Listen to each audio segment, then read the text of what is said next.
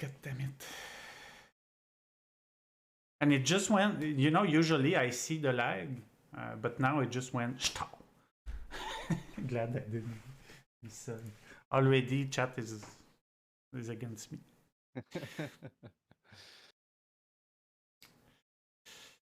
We'll give a few minutes for yeah, welcome back. It's actually Zogozan's fault. Okay, I want to tell everybody it's actually Zogo's fault. He did some stupid shit in my channel, announce and everything, and then made crash the server, the my Twitch server. So Zogo, don't do this anymore.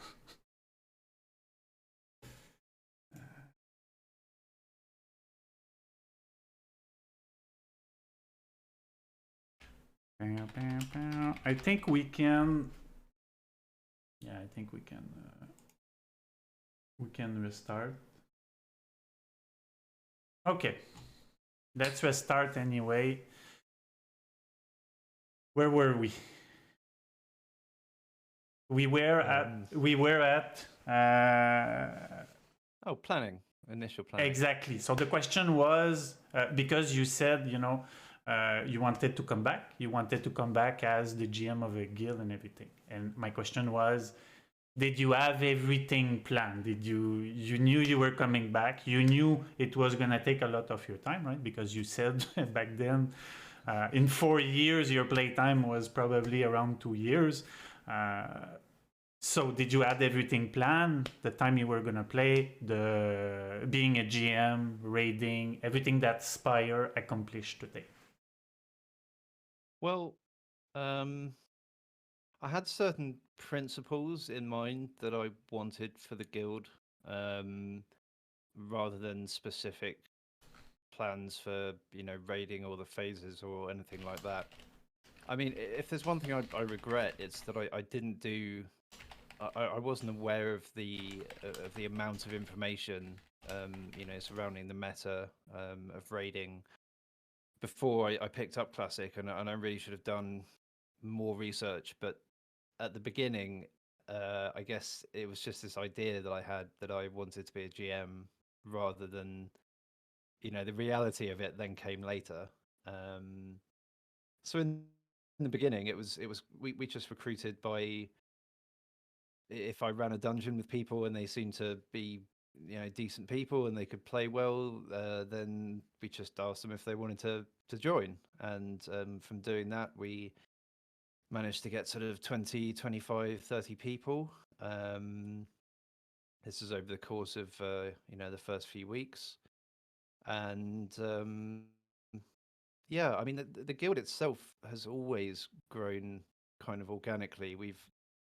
It's moved on a lot from where it started to where it is now, and that's happened because of the addition of different officers and other influences, which I'll talk maybe a little bit more about later. Yeah, one of the main principles I wanted for the guild was to have a slightly older than average age of our members. So for me, I always knew, having been in other guilds, that the absolute number one priority for any guild leader should be always guild stability. You should always try and provide an environment that makes people want to stay in your guild and not cause drama in your guild. So those were the principles I went in with. If I could maybe get a slightly older age of person, you kind of sidestep a lot of those issues where, you know, if you're recruiting late teenagers, they have to go off to uni, they stop playing, or, you know, that suddenly they have an exam to take and they can't play for 3 weeks, or their parents take them on holiday, or this sort of thing. And you can sidestep a lot of that by just recruiting essentially dad gamers, which is which is what I said about doing.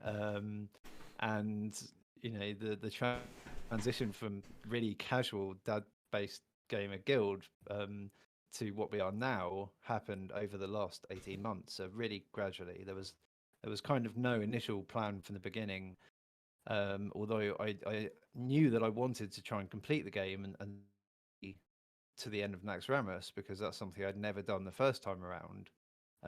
Initially, there was never a plan for Spire to be what it is today. Why choose Mirage-Raceway? Why end up on a PvE server and not a PvP server? So I played PvE server the first time around. I used to play on I played on Khadgar and Draenor. And I've never really been much of a PvPer in the game anyway. I mean, I always really enjoyed Alterac Valley, and I originally got up to the rank of General on my original character. But the idea of world PvP, especially as I had kind of read a little bit about how important the world buff meta was going to be, I just didn't want the hassle of a PvP server. And I'm kind of pleased now that I made that choice, because I can't imagine the stress of trying to world buff and keep those buffs if you also got like a 500 alliance trying to kill you. And as for why Mirage Raceway, my real life friend that I started playing with, I said to him, "Oh, let's play on Pinewood Village. That sounds cool." And he was like, "No, it doesn't. Pinewood Village sounds crap. That's Mirage Raceway sounds way cooler." And so I was like, "Okay, yeah, Mirage Raceway, fine." So you can see the level of planning that really went into this was almost none at all. I mean, if I was a smart man, I'd have looked at the official forums and seen, what the populations of the servers were going to be like and these sorts of things. But yeah, I didn't do that. Based on the name itself, I think personally I did that myself. There was a few other servers, their name sounded like shit. I chose Mirage Raceway because it was the coolest name. So I can relate, definitely can relate to that. How was your, okay, so you chose Mirage Raceway. You create your character. What was the first step? Did you create the guild right away, or did you level right away? How did you? What happened at the beginning? So I think the beginning of the game was possibly the most stressful and the most hard work, because I was trying to level my character as quickly as I could and gear it as quickly as I could, whilst also trying to form a guild and put in place all of the structures that you need for a raiding guild to be successful. And that was quite difficult. At the time, I chose officers purely because I couldn't be online 24/7, and I felt like I needed people who could be online at different times just to moderate the guild chat to a certain extent. People who I'd played with a lot in dungeons whilst leveling were the people I chose, who I knew kind of had level heads and and just knew how to behave properly, really. So one of those people was Silverius, and he's still in our guild today. And so it was a really difficult phase one, trying to find the time to actively recruit when I was really against the kind of recruiting that we saw from other guilds. I mean, I won't name names, but the kind of mass recruiting of the idea that we're this amazing guild, come and play with us, we're great, and take our word for it. I didn't really want to do that, so I just recruited people that we were actually playing with actively, and wasn't really recruiting too heavily through looking for group at the beginning of the game. I've actually forgotten your question. What was it? I have to mention Silvius Gaming. He's a fellow streamer as well. I've been watching you guys stream for the past few weeks. Last Sunday you were in AQ. I watched pretty much all of it. So a shout out to a fellow streamer, of course. Are you the type to level questing or dungeon? How did you do your leveling? So it was mostly dungeon based. We had a group of 5 or 6 or 7 of us that seemed to be online around the same times and for the same periods of time. So I think I did nearly all of it with the same group of people, really. And probably so out of them, Silverius and one other, Zunamasa from our guild, are probably the only 2 who are still raiding with us, who are still with the guild. But yeah, it was mostly in dungeons, some questing because I knew that there were some items that you just have to do through questing. But to be honest with you, the reliability of just being able to get the XP through dungeons and not having to contest, try and go for contested quest mobs, did probably give me extra time to do all of the guild management that I was trying to do alongside the leveling process as well. Yeah. And I went for a warrior because at the time I don't think I knew that that there was going to be a difference in difficulty between raid leading on a tanking class and raid leading on a healing class. So what are we calling it now? Retail vanilla, vanilla WoW. Yeah, okay. I used to play a shaman, so I was used to having a good view of the raid and being able to make callouts if needed, and you can get a lot of information of what's happening during a raid if you're a healer. Yeah, and just simply the best class ever, right? Yeah, yeah. I really enjoyed playing a shaman. Absolutely, I really enjoyed it. It was fantastic. But I thought, if you're going to be a guild leader, one of the most important positions within that guild is probably the main tank. So I thought, if I'm also the main tank, I can at least guarantee that the attendance of the main tank will be 100%. So that was my reason for making the tank in the first place, or the warrior in the first place. That makes that makes a lot of sense. I was a tank back in vanilla, like we spoke right before, and when you're raid leading, main tank is probably the best position, even though you don't have that, let's say, that step back view.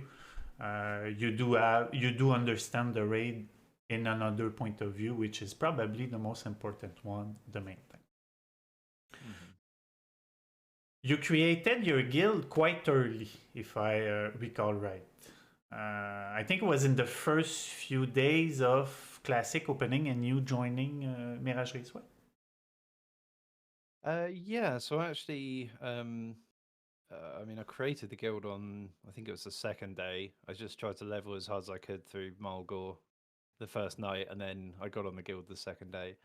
But I mean, we have always been quite a low-profile guild. It was interesting. I think there was a guild that maybe fell apart a few weeks ago. Forgive me, I've forgotten the name, but there was a group of their members looking for a new guild, and they were standing around Norg. So I just thought, I'll whisper one of them, find out what the situation was.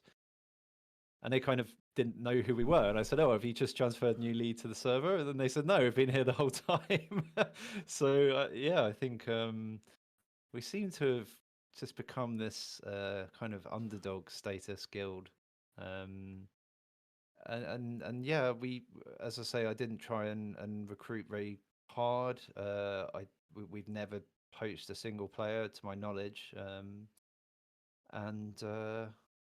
Yeah, it's yeah. I'm not sure if I answered your question, but you did. Okay, so let's move a little bit. So you created the guild. You earlier you said that you were managing both you leveling plus recruitment. You quite rapidly grow your numbers to around 30. You said. Do you remember the first raid that you did, you personally and as a guild as well? Because I think this is maybe for you it's both, but everyone that has been on the server for quite a long time, since the beginning, is telling me that at the beginning there was pug raid, and after a few weeks there was guild raiding. So how did you approach it, and did you pug raid like them, or you strictly did Spire raiding? just before I answer that, a bit of a technical issue. I can see myself on my screen, Ozma, instead of you.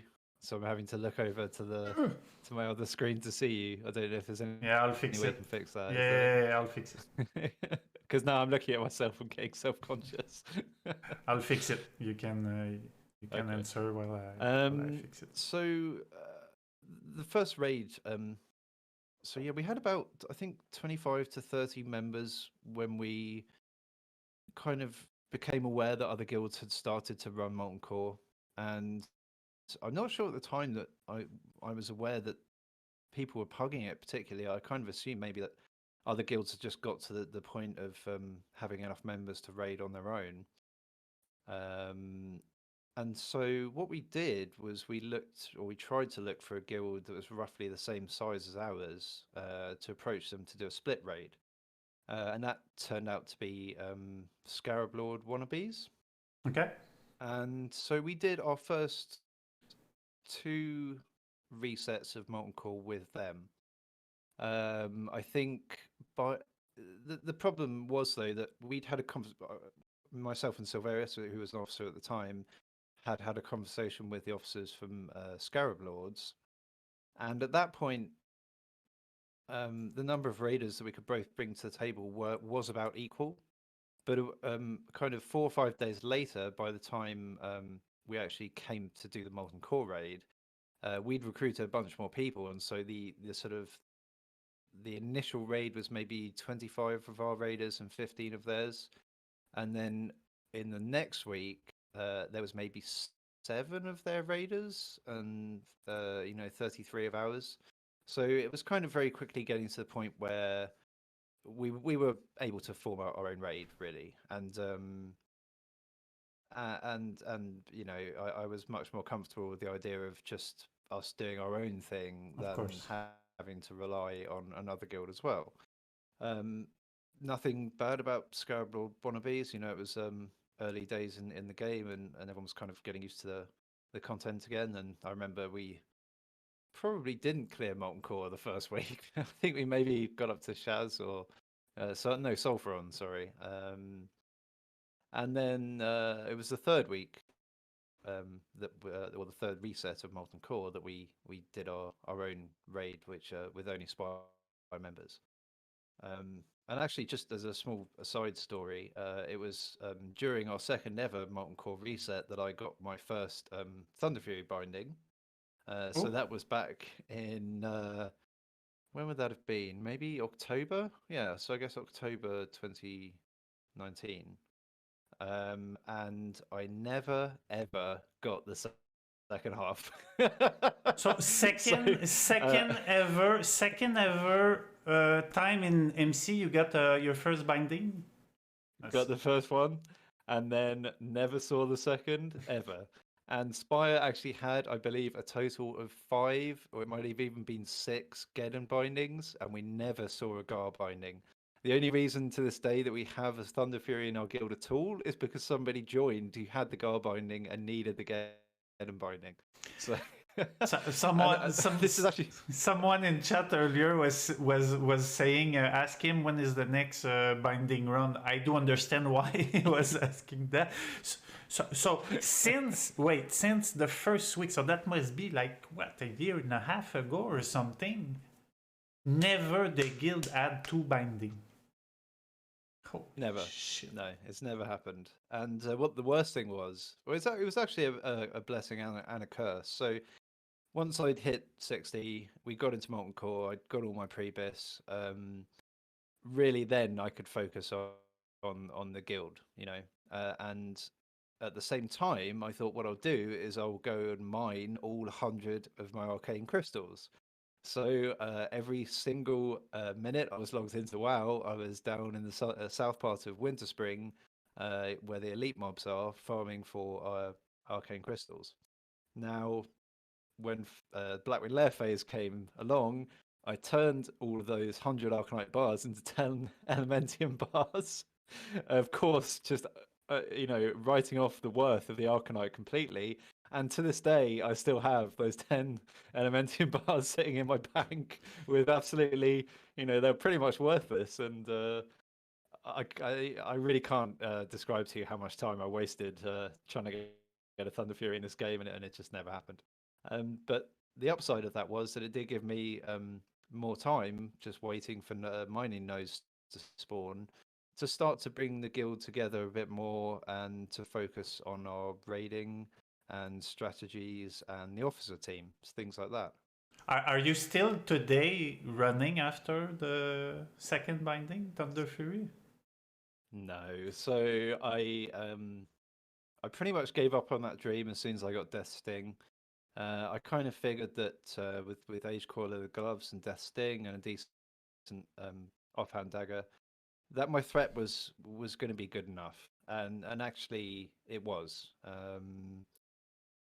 And now that I have King's Full main hand, Death Sting offhand, there's really the only difference in threat is down to the skill of the player at that point, because those are two fantastic weapons for threat. And I'm perfectly happy now with where my character is gear wise. I'm not really bitter about not getting the Thunder Fury. It's kind of it's been a thing for me all the way through Classic, but I've gotten over it now. I've given up the dream. You see that it's just RNG. I mean, Ole was here a few weeks ago, and he probably had like 22 Thunder Fury in his guild. He had now, but he had something like 6 or 7, something like that, if I recall right. And so you have guild that are super lucky in terms of RNG, and guild like and like you guys. Well, were they lucky in RNG, or did they just recruit every Thunder Fury warrior that transferred to our server? I think Oli was quite honest. I think they did they did created a few, but they also recruited quite a few. It was an interesting, really interesting interview actually with Ole. Yeah, running the 3 teams is something I don't know if I'd have had the energy for. Absolutely, it was tough enough to get to where we are now, and having to run multiple raid teams, I have to congratulate him. I'm not. He is the guild leader, right? Yeah. He is co-GM. Yes. Co-GM. Okay. So to him and whoever else runs easy, that's they did a good job there. Yeah, indeed. Okay, so you did your first raid in MC.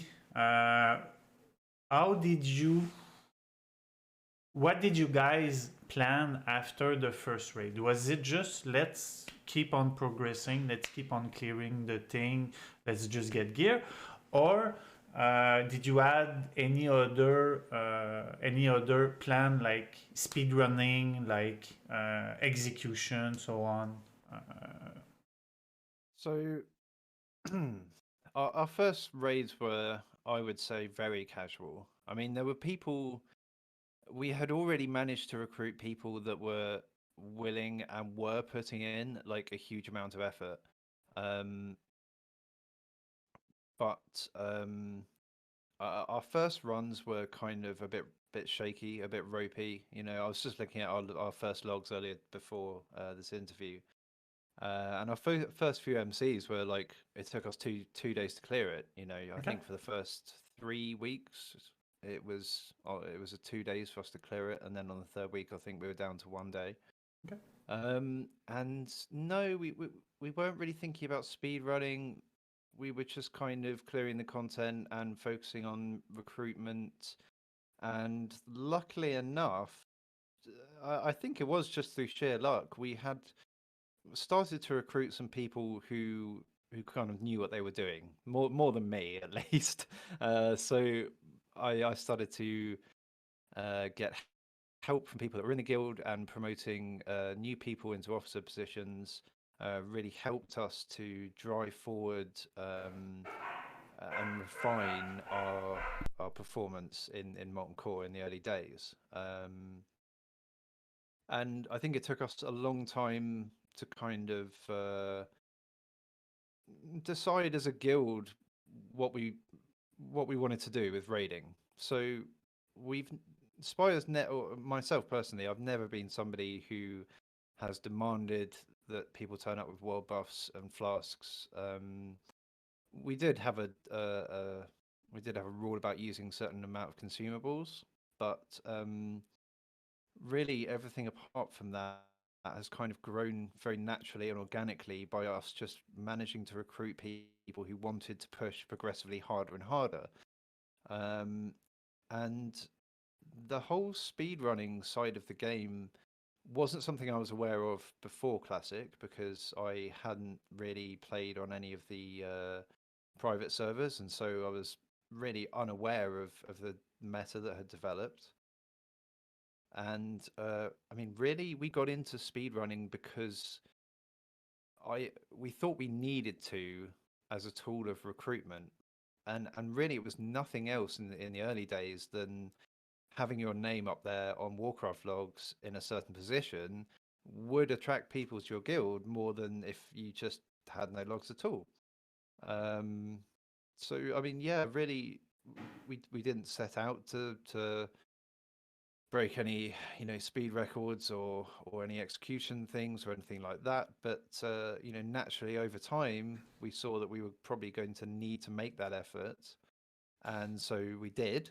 And I think we got up to a fairly reasonable position before the Blackwing Lair phase. I think we had a couple of speed runs, and to be honest with you, but because it wasn't very important to me at the time, I don't remember where we ended up. I think maybe fifth or fourth or something like that at the end of, I guess that would have been phase 2, maybe phase 1, phase 2.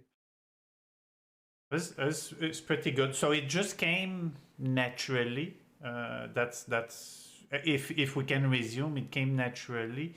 Is it something that you enjoy doing, or it was more of a, how can I say, like it came naturally, that's what people wanted, and that was the natural choice, like we've been clearing MC for the past, I don't know, for the past 30 weeks now, we need to clear it faster and faster, kind of thing. So it did happen naturally, but what coincided with that particular time in the game was certain people joining our Spire. So we had a couple of brothers join, Takahaya and Eon, and we also had a group of people join from another guild who were all more experienced than me at kind of managing and managing guilds and running raids and that sort of thing. And many of those people quickly found officer positions within the guild, and together they were able to help me to come up with ways that we could then refine our tactics and kind of push our speed. And we didn't really approach it excuse me, in the sense of like, right, we're going to speed run now, we're a speed running guild. We just kind of came up with refinements to our regular raids, which we hoped over time and incremental improvement would eventually get us to the point where we would be naturally running at a speed where we could then reach for a good time. And that's actually the way that it happened. And that was evident in Molten Core, but probably even more so in the Blackwing Lair phase, where we just started to run the raid in a certain way that meant we could naturally ramp up the pace of it if we wanted to on a DMF week for a speed run. And really past that, no, there was no sort of plans to be server first or have any clear, number one clears or anything like that. It was just we're going to do the best that we can do, and as I said at the beginning, to me always it was about guild stability. Number one, guild stability. So right, is us trying to really push to be number one the best thing for the guild as a whole? I felt that it probably wasn't. So there have definitely been times during the course of Classic where I've probably held the guild back past what it was capable of doing just for the sake of stability. So if you constantly push your members harder and harder and ask more and more of them, eventually you will get to a point where some of them will no longer be happy with that. And I think that's what we've seen from a lot of guilds actually in Classic that I know that have done a split or a merger or they've just disbanded, is where you get half of the guild that want to go more hardcore and the other half of the guild kind of want to stay more casual. So I was perfectly prepared for a sort of a more gentle ramping up of what we were going to expect from our raiders, rather than to go from 0 to 60, you know. Completely agree with you. I've first guild on a server I was part of, exactly it was that. You had half that wanted to go hardcore, half that wanted to do world buff one time out of two. So and the guild disbanded, of course. So completely agree with you. More power to you if you were able to keep that stability, keep that balance. It's really, really hard, I think, because you have, I mean, usually hardcore people have, I don't want to say big egos, but you know, they want to play. They want challenge. They want to play. They want to be challenged. They want to a little bit of competition as well. So it's really, really hard to hold them back and no, guys, let's focus. Let's do this. Let's do that. So more power to you.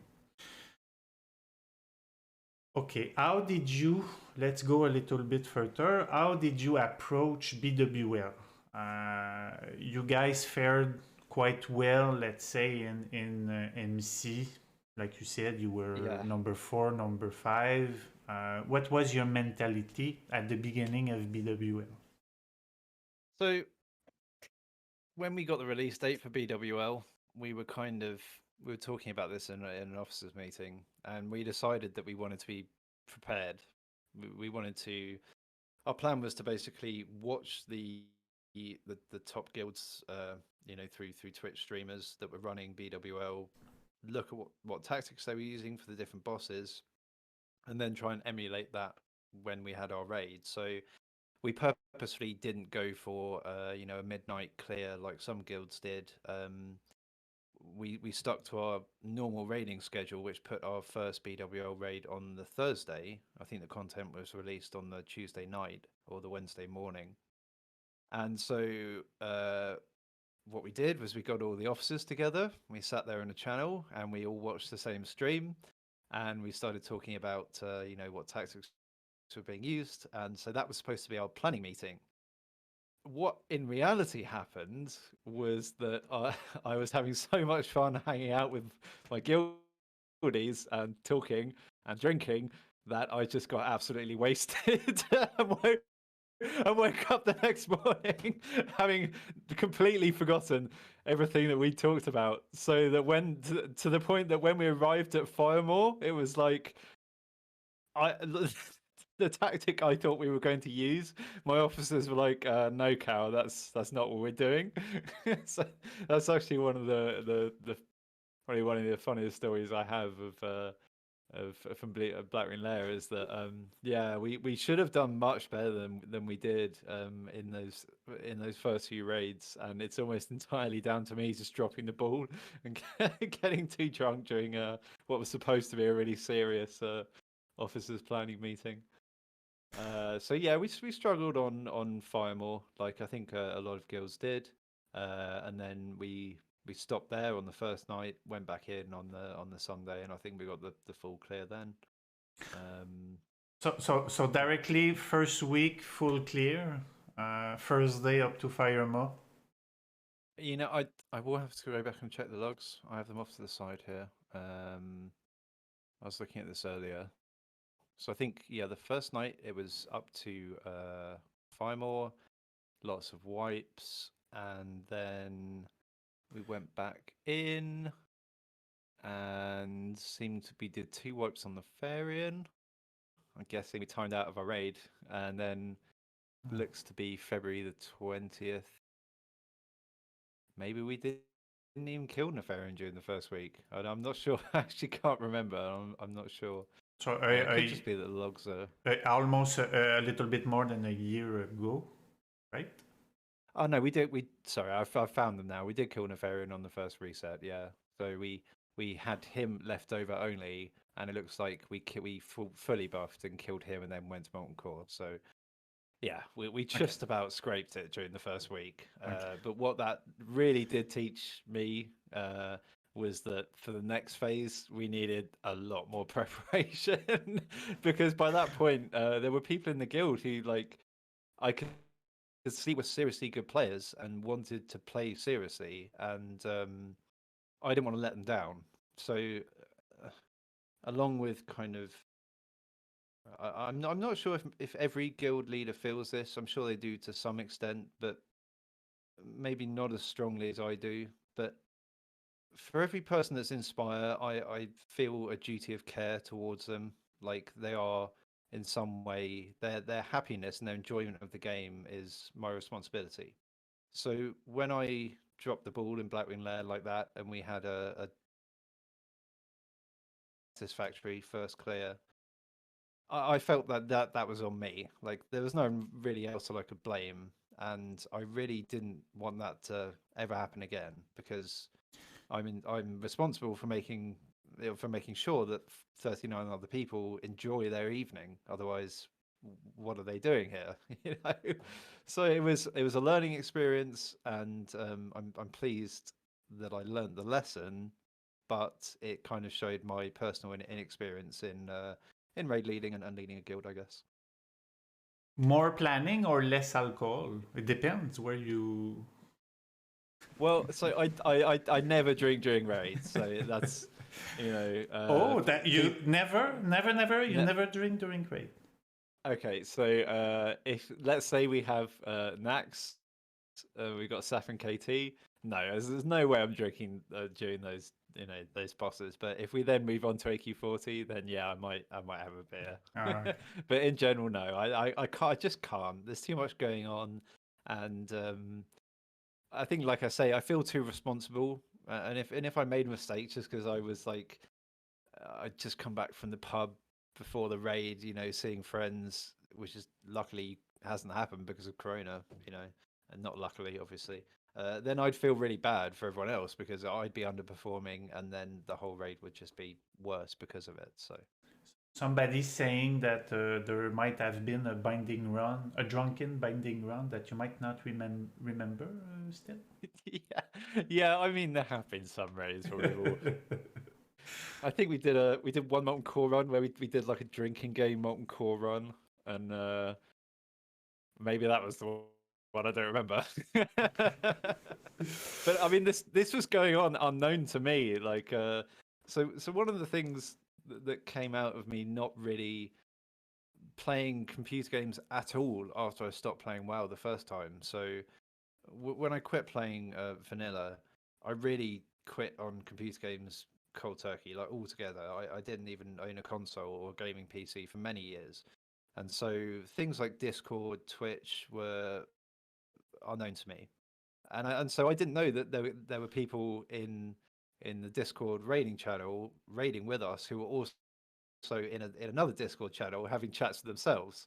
So there were people, especially the rogues. Strangely, I don't know why in Spire, but the rogues had this drinking game that they'd set up and were organising in a different channel, so that when I'd say certain phrases or certain things were happening, they would like start drinking, So I just eventually I twigged onto this, and realised they'd mentioned they were doing it. So I was like, right, this sounds fun. Let's all do it. That's awesome. That's really awesome. Yeah. Okay, let's get back to BWL. So, did you? Okay, after that first clear, I'm guessing the next week it took you less time, and as more of the weeks came, it took you less time, which is normal. Yeah. Did you wanted from the get go? Did you wanted to get back into speed running? Was that the things that you wanted to keep doing, or did you? What was the mentality on this side? So, I think, as I said before, at the start, speedrunning was simply a tool for recruiting, and that's how I saw it. And I think it was around the time of the middle of phase one or the molten core phase was when I started watching other Twitch streamers. So specifically, I started watching Salve Dali from Onslaught. Okay. And I started getting excited by just watching them doing their speed runs and other guilds speed running as well. And so I started to get more interesting in this idea of it wasn't really going for specific speeds necessarily, but it was just pushing what you could do within the game to see how hard you could go and how much damage the healers could heal through and how much damage the DPS could do and how much can you brute force this and break this game, which was never designed to be played in this way, And I think for me that it was more about that than it was being number one or number two. I mean, I knew we weren't going to be number one because I think by that time Kontang were already way ahead of everyone else.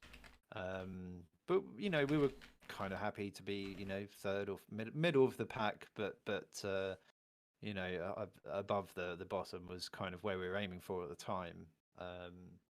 And so we had a couple of speedrun attempts, and they didn't go very well. And then I remember we had one attempt where, and maybe other raiders can relate to this, it just feels like everything lines up perfectly just for that one run, and everyone's focused and everyone's playing their best game.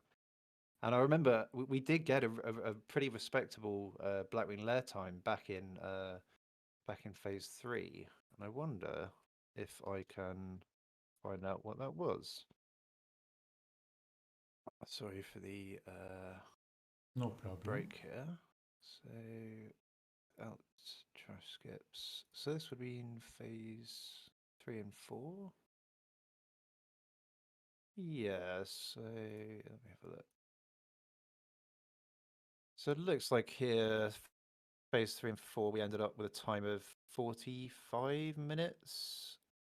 Although that may not have been, that's the 16th of July, so that seems a bit late for that to be our actual speedrun time, but it may have been. Yeah, a lot of these are set around July. Maybe that was our time. So yeah, eventually we got to a point, as I said, the way we approached it was we're just going to pick a set of tactics and keep repeating them to the point where you're getting gains from just repetition. Yeah. So we weren't really changing our tactics between runs. We were just trying to do the same thing but better each week. And one of the ways that we did this was we started having proper officers meetings every week, which lasted hours, honestly, hours in the beginning. And we would come up with the slight changes to the next raid that we wanted to make. And then I would spend maybe an hour and a half after that making raid notes, which I would then post on Discord for everyone to read. Excuse me. Now, some of the people in the guild read them, some of them didn't, but either way, it did seem to really help. So, and they were really specific with diagrams, for the tech packs, of pulling the tech packs. So, healers standing here, the hunters are going to pull here with arrows on the map and everything. People taking screenshots in game to use the next week to try and help the whole raid kind of learn and improve. So it was just a slow process of improvement over many weeks of repetition. We weren't so it was really trying. It was just natural for you. There was no focus. Let's really do speedrunning, but it was more natural. Let's try to improve, and by improving, we will improve our time. Yeah, yes and no. I mean, when it was DMF week, then it was, we knew we were speedrunning, and I think because we'd had a couple of bad DMF speedrun attempts, people were kind of fearing the DMF weeks a little bit. But also by that point, because we'd had like a reasonable final phase 1 time for Molten Core. I mean, it wasn't great. I think we were maybe 5th. But we were starting to see that possibly we could maybe compete with some of the other guilds, maybe compete with Easy and OK and Reincarnate and those sorts of guilds.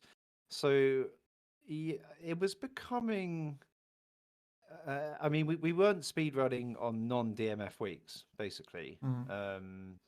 But Makes it sense. was kind of like every week that wasn't a DMF week was kind of like practice for that one raid, or there's 2 raids where we'd have that bar, which I suspect is the same for every other guild.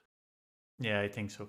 I mean, you want to practice and then do your real speedrunning during DMF.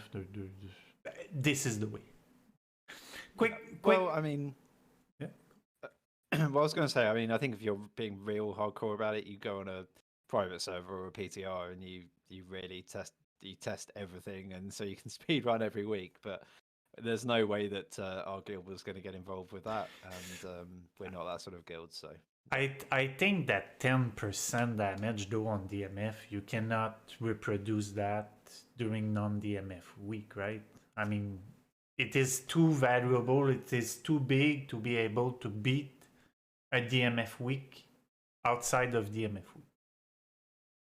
That's interesting you say that, because although it would be too much effort at time rather for me to find the logs, I've got a feeling that we did actually get one of our better. Maybe it was in the AQ40 phase where it was a non-DMF week and we actually got our best time until the next DMF week. So between DMF weeks, we're beaten our previous time just by refinement of our strategies.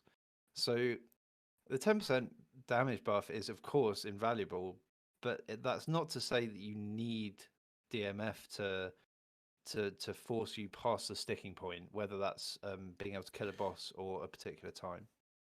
Don't get me wrong, execution is way more important than any buffs.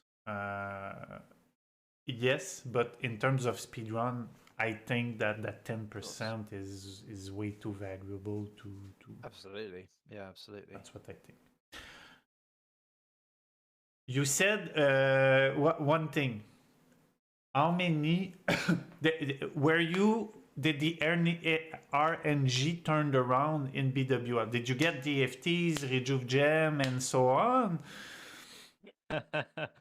So yeah, by this point, we had a server transfer, a tank, Daybreak. He was the guy who transferred with the Gar binding, and so he got the Gen binding and got the first Thunder Fury. And in our loot rules, which have changed drastically throughout the course of Classic, we had written in that the main tank would get given Drake Fang Talisman, because it's such a boost to that slot. It's almost the biggest boost you can get in a trinket slot in that phase of the game. And so I was expecting that was going to be me, and it never was. So the first one went to Daybreak, and then after that it was just open, and the next 3 all went to people who eventually quit the game. So out of our maybe 6 Drake Fang Talismans we've ever seen drop, I think we only have maybe 2 of them left in the guild. Do you have one today or not? No, I've never had one myself. Do you have legit gear? I'm gonna have to inspect you the next time I see you. I do now. I mean, I have Mark of the Champion now as my passive trinket, so that's as good as it gets. But no, up until I got Mark of the Champion, I was, and I'm ashamed to say it, running Black Hand's Breath. I didn't even bother going for Hand of Justice. There are certain things that I was willing to put time into, but I think the Arcane Crystal grind kind of broke me in terms of doing that kind of open world or dungeon grinding for certain items. Like I could have gone and got Hand of Justice, but I thought, you know what? No, it's like I've got the time I could put into that was way more important than you spent, organizing the next raid. So yeah, I mean, if you want to go back and look at my gear and in phase 3 and 4, which I will actually do now, I suspect, yeah, it's not great. And also, I should say, it took me a long time to absorb the meta of Classic. So in Molten Core, we were already encountering people, or I was already encountering people that were telling me, no, you definitely need to be Fury Prot. Like that's the meta. That's what you need to be. And I was standing there in like the full Deathbone set from Scholomance, you know, with like absolutely full mitigation deep prot. And it took me, you know, probably until almost the end, towards the end of the Molten Core phase, for me to grow out of that. So yeah, it took me a long time. A real vanilla player, right? Yeah, well, that's what I knew, right? And you know, I thought that's what the game was, and it took me a long time to realize that the 15 years I'd been out of the game, it had changed a lot. I don't blame you. I think for all of us dads, like you said, that haven't played on private server, etc., we came back, we started playing. This is what we knew. This is what we get as gear, and no, it is not like this anymore. You need to change and open your horizon. And oh yeah, okay, that's a bit different. Quite funny though that you say you had the whole Dead Bone set and Dick Prot and everything. Yeah, let me just see if I can find the logs from our first Molten Core, because that could be kind of fun to look at what gear I had. Okay, so no DFT. Did you get at least Rejuve Gems, CTS? So you know something worth it. We got reasonably lucky with loot. I mean, I can't really complain. Okay. We had I got the first Maladath, so that was my kind of consolation tanking prize, I guess. I didn't go Thunder Fury. Okay, well, you can be the first one to Maladath. So yeah, we I think we got a few chromatically tempered swords. We had a few Rejuve Gems.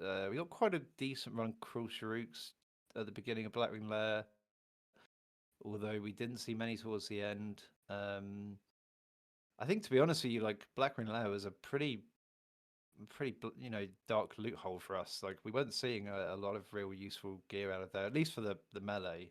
From what I remember, I mean, quite a long time ago now, but yeah, I mean, I don't think we had particularly good luck. You said one thing that I'm intrigued. You said first DFT was going to maintain first, so on and so forth.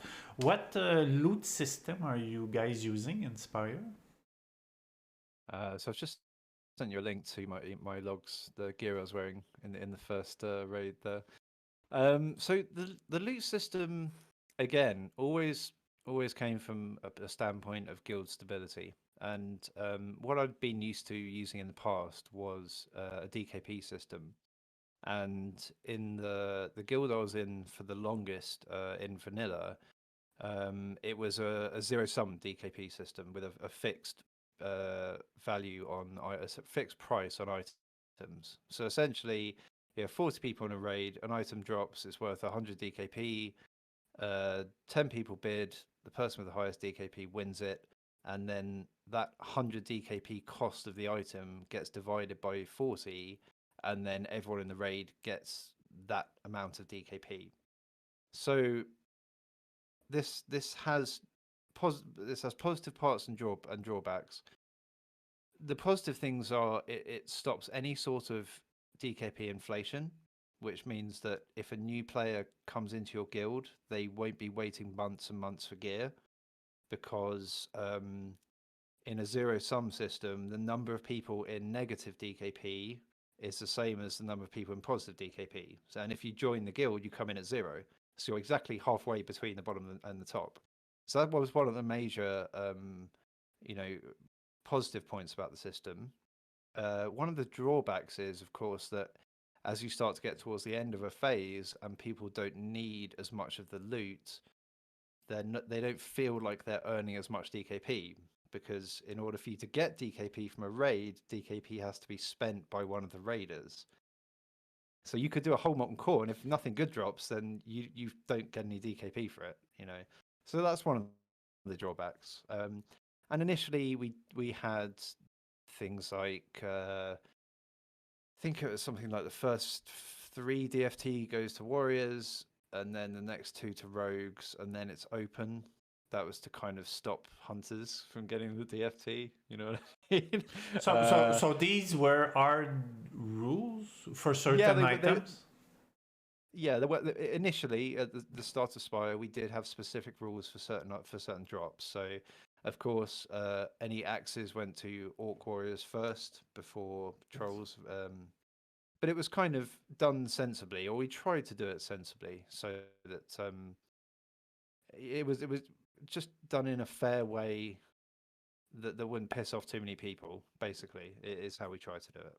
You got me at stopping hunters. Everything we can do to stop them getting gear. I'm in. You sign me in. There's no problem. Okay, let's move on. AQ. If I'm not mistaken, you don't have, or Spire don't has a Scarab Lord. Am I right? No, this is actually something that one of my guild members brought up with me yesterday, and we were talking about this interview. Is that they felt sure that I was going to be asked this question. We don't have a Scarab Lord, and we never intended to. Absolutely, okay. Like I say, everything that I've ever done in the game came from a point of guild stability, and I couldn't conceive of a situation in which I could, in good consciousness, tell the whole guild they had to grind for the benefit of one person. Now, early on, there was this idea that it was a benefit to give it to the main tank because you wouldn't get dismounted when you went into combat, and then that was disproven almost immediately when the first people started opening the gates and going into AQ40. So once we realized there was no PvE advantage whatsoever, I really wasn't going to ask the guild to grind for me or anyone else in the guild. And we announced that very early on that we weren't going to do that. And I mean, naming no names, but the idea of offering DKP incentives to, or even loot incentives, or anything, like in-game incentives for people to give up their time outside of raiding was something that just didn't sit right with me. I think just from a moral or like an ethical standpoint, it's like, how can I ask this person really to sit in Silithus for 12 hours just so I can have this unique mount? It was never something that I wanted our guild to be involved with, and I'm pleased that we didn't, to be honest.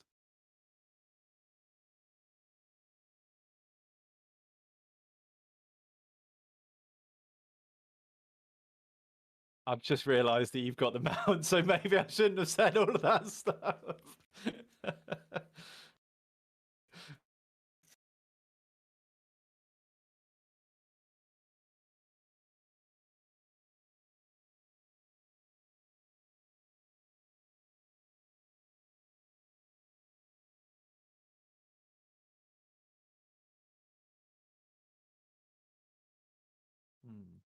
And my mic. And I think. Oh, sorry. No, it's okay. It's okay. I was just saying that I'm sorry. I was muted on the other side. I was just saying that it is a shit of a grind.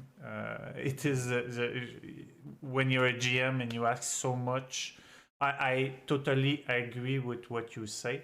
Even though I have the mount, I totally agree and I totally respect that. Again, you're showing that stability side is way more important than anything else, which is really, really cool to see.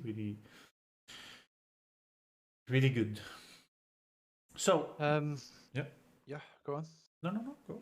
You want to add to? Well, no, I was just going to naturally lead into the I guess the start of the discussion about AQ40. But if you have a specific question, then please go ahead. So no Scarab Lord, AQ hits.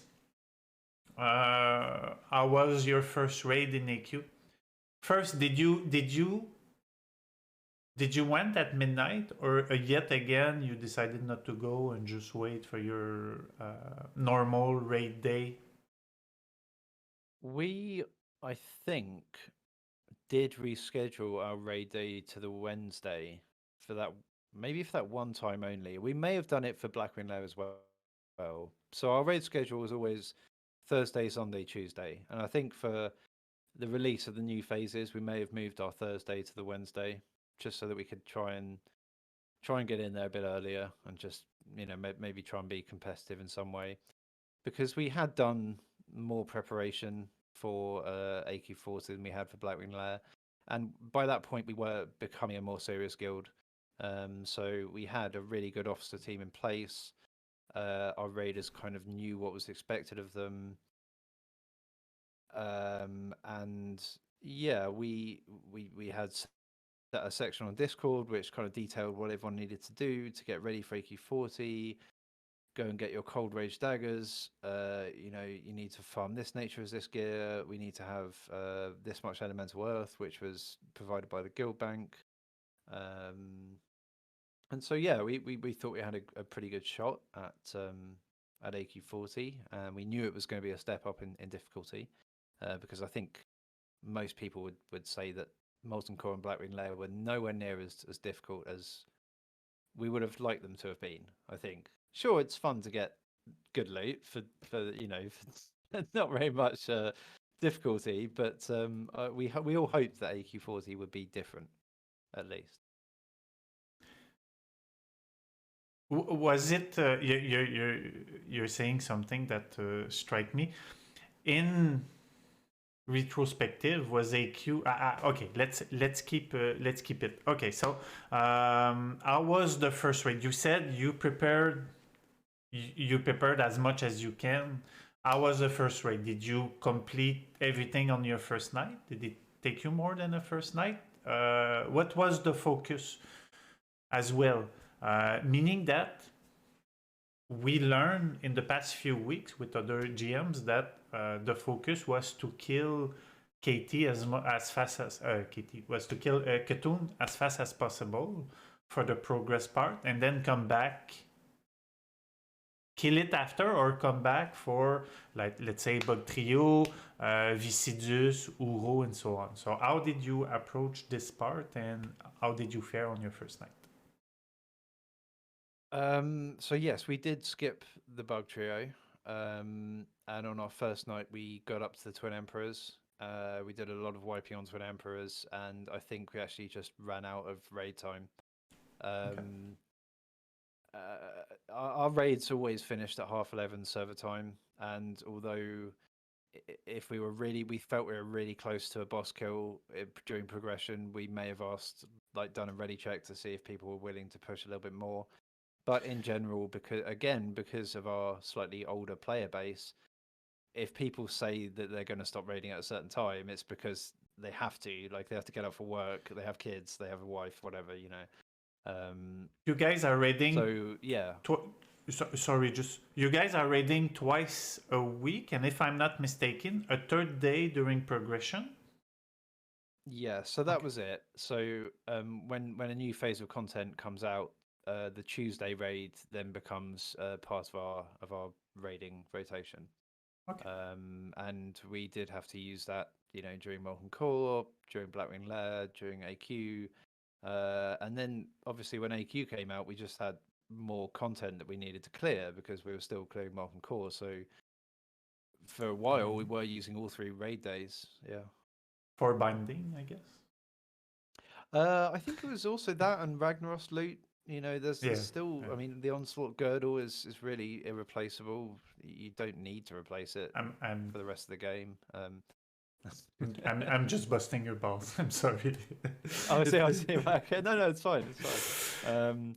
So yeah, our first week went okay. So we got up to Twin Emperors on the first night. I can see here, and then I think we went back in and killed. Let me just check. Yeah, killed Khatoon. Yeah, okay. and Oru and Bug Trio. So yeah, in the first week we cleared it. Did you kill Viscidus on your first week? Interesting. No, okay. We didn't. Okay. No, that was saved. Because personally, I think the biggest challenge in AQ was Viscidus. Well, Twin Amps was a good challenge, but Viscidus was probably the most challenging because of that nature resist gear that everybody had to have. Yeah, it was kind of interesting watching. Again, we were able to watch, some of the top guilds in US servers run AQ40 before they were open in the EU True. servers. So we had seen that they thought they didn't need nature resist, and we had seen them wipe, and so we knew that we did need nature resist. And I think the feeling at the time was that we could probably wait until we were sure that we had a chance of of killing the boss before we attempted it. But also, AQ40 was just a much larger raid. All of the trash between the Twin Emperors and the Cthulhu was really eating into our raid time. And I think, uh, did we kill Viscus here? Sorry, I may have just lied to you here.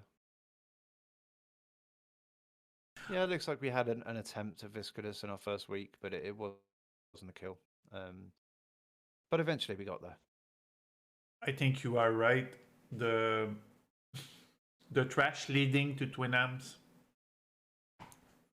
First, when we were back in AQ, the trash leading to Twin Amps was the worst trash ever, and everything after was so long and everything.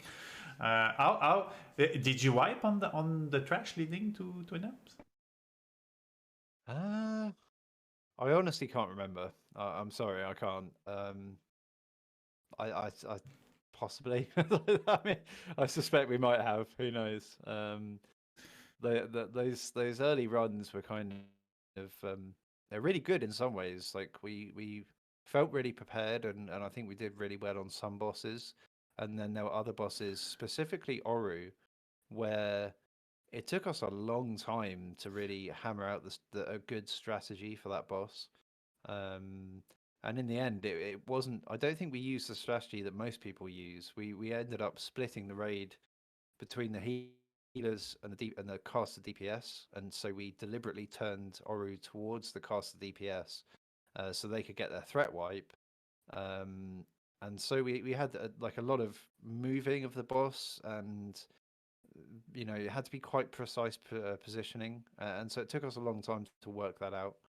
So I would say in AQ40, probably Oru for us was harder than Viscodus. As soon as one of my officers, Valerie, who has honestly been one of the most invaluable officers that I've had. I mean they all are, but at that time he was doing a lot of work with spreadsheets and a lot of work with positioning for certain bosses. And so Viscous for us became really easy once Valerie had basically drawn up a map of where every single blob spawns when Viscous splits, and everyone had a number and everyone had a blob they had to go after. And so we found that the best way of doing raids really well was to give people as much like direction and information about what they should be doing personally as we could. So as soon as we started doing that, Viscous was like just easy. It was you go and you kill this blob, and this person goes and kills that blob. We meet in the middle. Everyone does AOE, and it just worked. It was perfect. I can relate to that.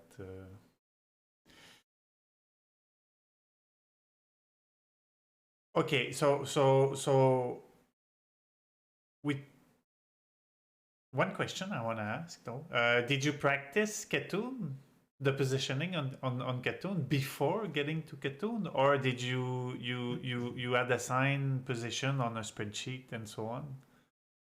Yeah, again, so I think it was Valerie who came up with the spreadsheet and the positionings, and everyone knew exactly where they had to stand. Okay. And I think even to this day, we've been lucky enough that we have never chained the I-beam onto the whole raid and wiped. We never had a peeker around the corner. That never happened. And I think the way that we do the run into Cthulhu is possibly unnecessary, having seen other guilds the way other guilds do it. But because it's never failed for us, we never deviated from it. So I used to call in pairs of groups. So group 1, group 2, I would count them in. So I would count in 3, 2, 1, group 1 and 2 go, 3, 2, 1, group 2 and 3. And so we would stagger the groups running into the room to make sure there was absolutely no possibility of chaining the I-beam. and that actually really worked for us. And as far as I remember, we didn't really have too much trouble with Cthulhu. I think maybe we had maybe 2 wipes, and then killed them on the 3rd attempt, something like that. Anything before we go to Nax? Anything else you want to add on your AQ journey? Anything you guys did? I'm okay. Maybe I'm a little bit too fast. I'm guessing you guys kept your mentality as you had in MC in BWL. So let's try to improve. Let's try to do it as fast as possible. Oh, one thing though, I wanted to ask you this question earlier. You said something quite interesting. MC in BWL was not what I expected in terms of difficulty. How was AQ? I think AQ is a raid of 2 halves, really.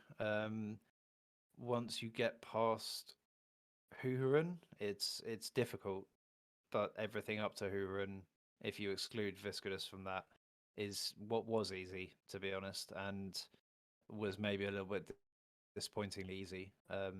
But the wipes we had on Twin Emperors, I think, showed that there was definitely a lot of improvement that we needed to make, and so it was good actually to have that challenge, and Oru as well. It was nice to finally after a lot of wipes to get the kill was really enjoyable, and it was clearing AQ was quite a high point. I think it felt more important to us than clearing Molten Core or Blackwing Lair for sure. I think AQ is the first. I mean, back in vanilla, AQ Cthulhu specifically was something really big. So in Classic, we were kind of waiting on AQ to be our first real raid to prepare for next. This is how I see it. I think a lot of people saw it that way. I think a lot of people got disappointed as well. Me, myself, I got disappointed. That's why I asked you that question. I really wanted... more specifically Cthulhu, but I really wanted AQ to be harder than what it actually was. Of course, Twin, you have to control the fight and so on. So that was a nice challenge. But once you have a few wipe in, it was pretty easy as a whole raid. I think that's true. Yeah, I mean, I think also just because of the difference between Classic and Vanilla, obviously we have Twitch now, and we can see how guilds that have been running this stuff on private servers for years were doing it. And so, once you have your tactics in place, it's just a matter of repetition until it becomes trivial, Indeed. And, we'll move on to Nax in a bit, but yeah. Any good thing you remember from that? From AQ? Any nice story? Maybe some name shaming in your guild. I mean, they're all watching. Huh? Maybe not from AQ40. I think by that point we had kind of consolidated the type of guild that we were, and just to give you an idea, someone has posted the whole list of the rogues, every word that you were saying that they had to take a shot in. We have that list. So if you want to take revenge, it's now. Huh? like for example, Carl starts chanting "big dicks." Finish another drink. Yeah, that came from me watching Salvador Dali's stream. He started using that phrase, and I picked up on it, and I think I started trying to incorporate some memes and things into the raids to make them a bit more enjoyable for people. So certain things did become like kind of catchphrases. So another one was "Mana looks good." Like we got it there. Yeah. I was like, yeah, mana looks good, let's go. And poor healers just had to try and make do. I mean, yeah, that's one of the things with speed runs is that it's hard. I think it's hardest on the healers more than anyone else. Like you're really pushing them past the point where they feel comfortable. So when I said mana looks good, every healer groaned, and every DPS was like, yes, let's go. Pretty funny. So, anything from AQ before we go to Nax? I think a lot of people want to know about Nax. Yeah, I mean, not really. I think AQ was the parts of it were fun, and we did have fun. Actually, one thing I wanted to say, which I didn't, was that the Molten Core and Blackwing Lair phases were possibly, although they weren't very satisfying in terms of the difficulty, they were maybe some of the most enjoyable phases because the content was so easy. It allowed there to be a lot more voice comms talk, you know. So we as a guild, I think we felt kind of like we were having more fun and we were closer as a guild in those early phases.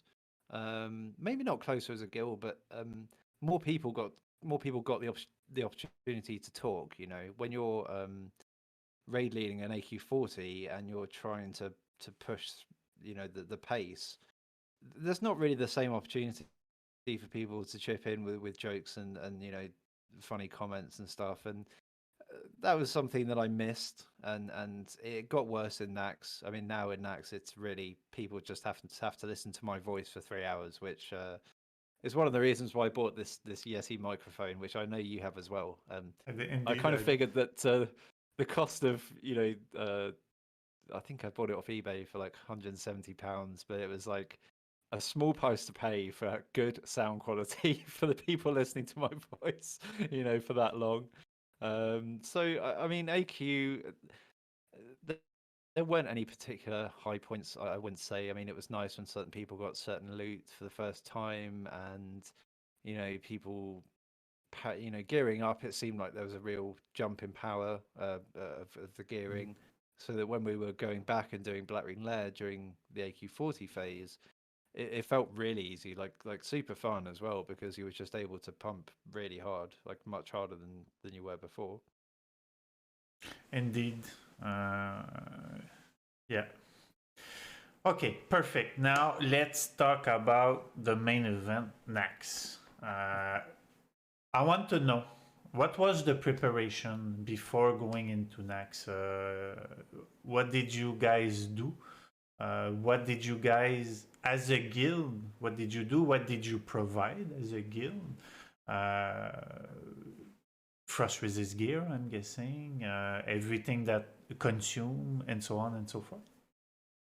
Yeah. So one of the things I've always been quite proud of is that our guild bank has provided quite a lot to our guild without ever asking anyone for any donations. So our guild bank is totally autonomous. It makes its money from in the early days molten core drops, and then, you know, selling idols and scarabs and things like that. And we were always able to provide, you know, free enchants for every single phase to every raider. No one ever had to worry about enchanting their gear. We provided nature resist potions in AQ in the early days, fire resist for Blackwing Lair in the early days. Sorry, fire protection potions, and that was something we carried on into Nax. I myself had been farming elemental water, earth, and fire in what zone is it? Arathi Highlands.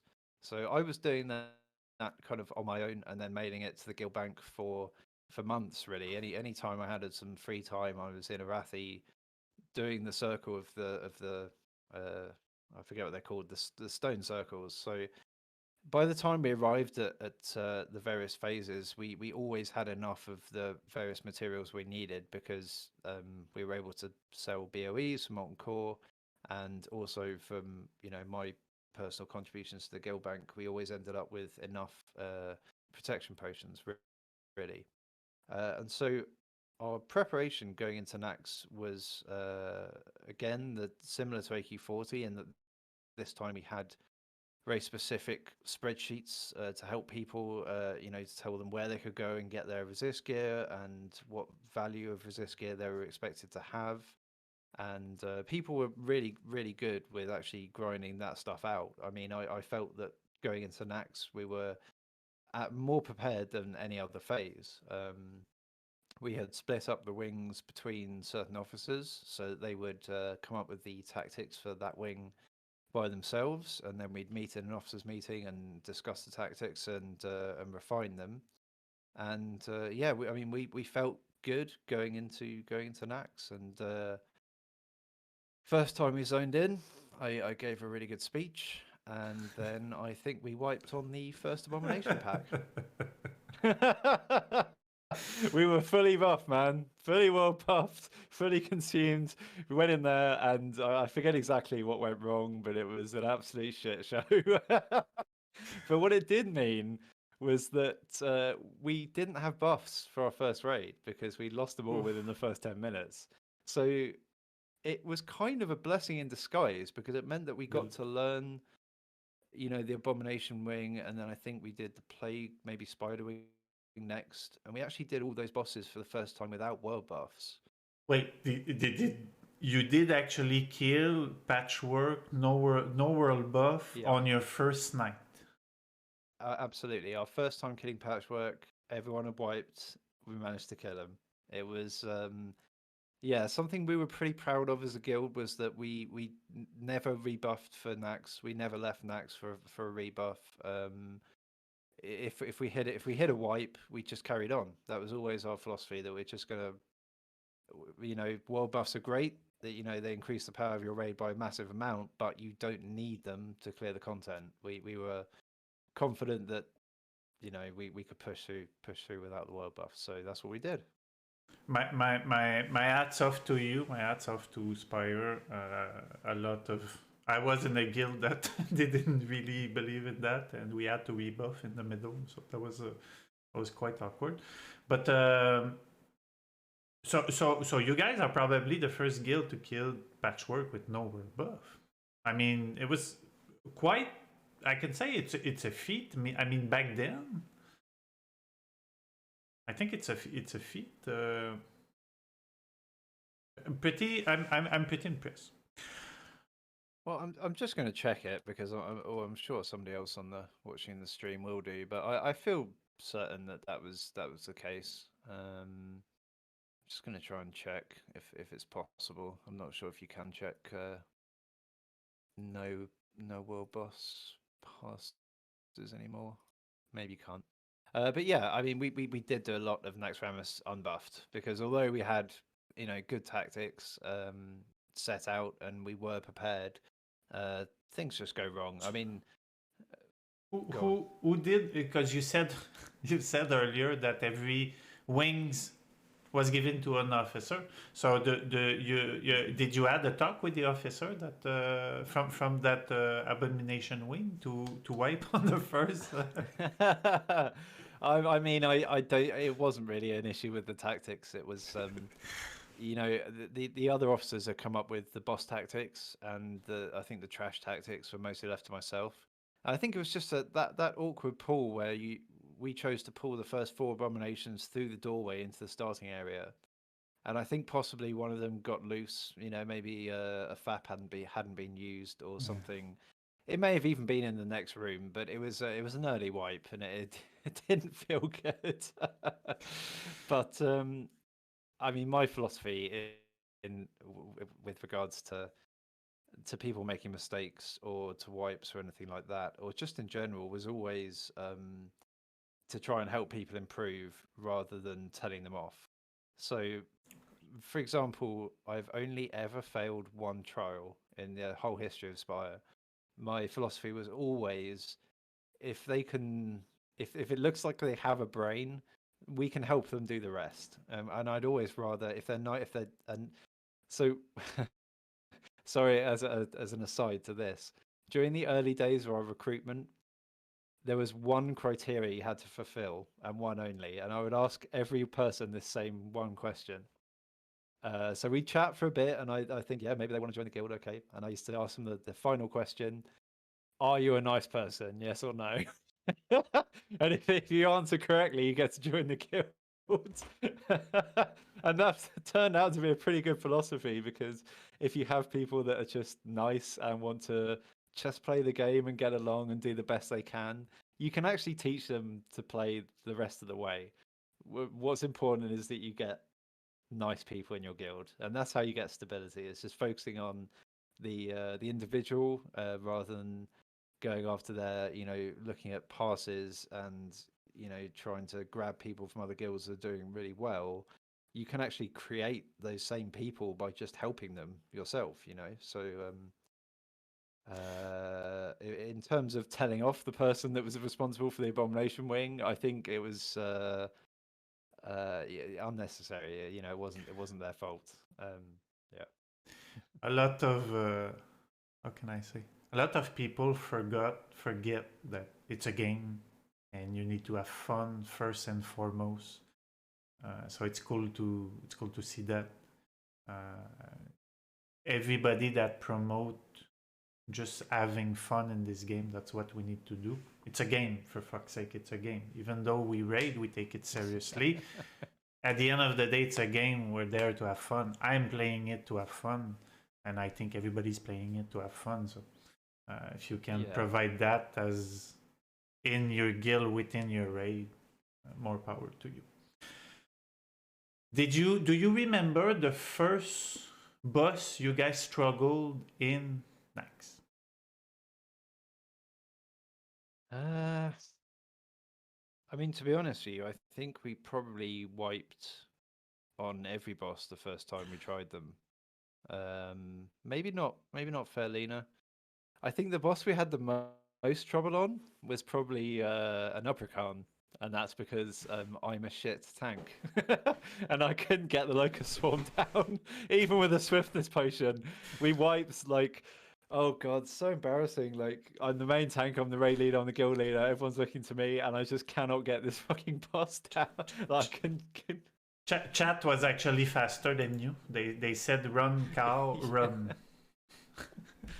Yeah, it was awful. I was so embarrassed. Like, I just I didn't get the mechanic. It seemed like if you started running when you saw the cast bar, it was already too late. But if you started moving sooner, you pull the boss out of position, and then the path they choose to run whilst doing the Locust Swarm would then be wrong. So it just took me a very, very long time to get that one down.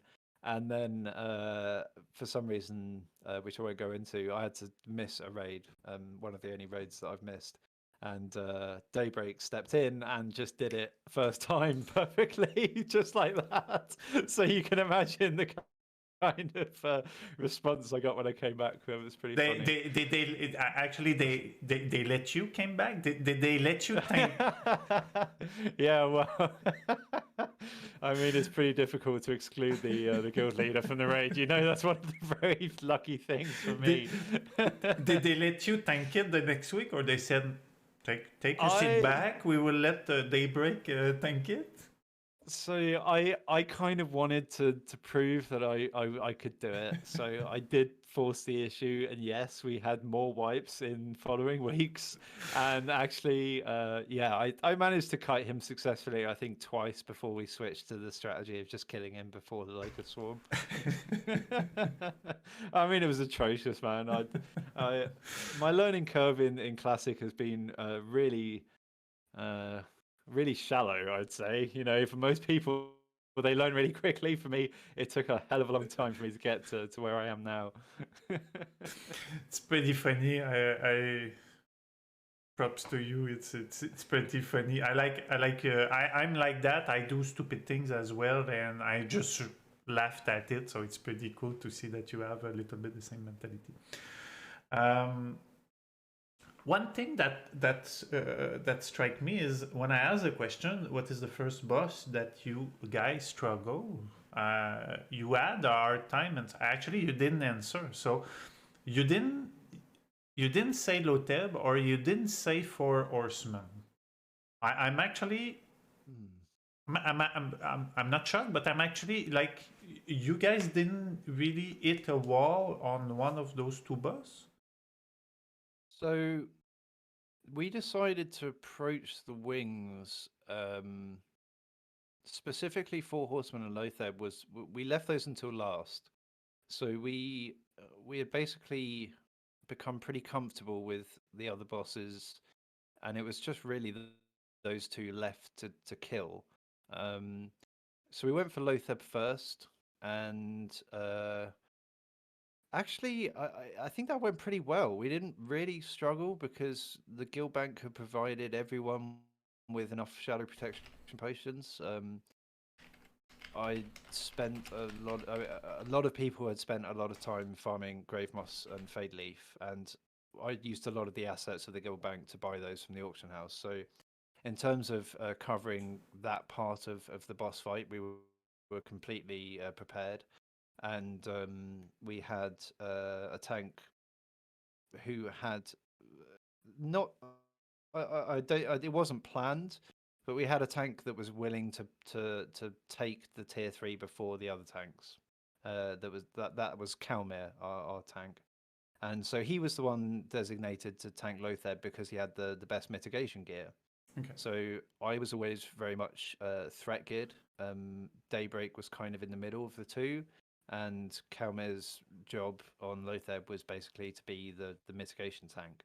And it worked really well. I mean, we obviously had some teething troubles with the healing rotation initially, but I think when we actually decided that we were going to properly try Lotheb and kill him, we just did it. And it was actually probably not as hard as we thought it was going to be. And what? Four Horsemen. The first Four Horsemen progress attempts was during the raid I wasn't there for. I was actually in France, quite close to you, Ozma. And so I didn't get to see a lot of the progress that the guild made on Four Horsemen. And by the time I came back the next week, the sticking point seemed to be the rotation of the healers, and to be honest with you, it wasn't their fault. One of the things I absolutely hated about the way we approached Four Horsemen was the use of the Four Horsemen add-on. And although the add-on's really useful for Lotheb in terms of telling the healers what order they should heal in, for Four Horsemen, I really believe that it's just too complicated. So the one we were using gave each corner a color, and then each healer a number within that color, and then you had to memorize your color and your number and then move according to the add-on, and it was just causing horrendous problems with the healing where we'd end up with one healer in one corner and 4 in the other, and it took us a long time to get the healing rotation down properly. And I think now in our current raids, we actually do better when we almost ignore the add-on completely.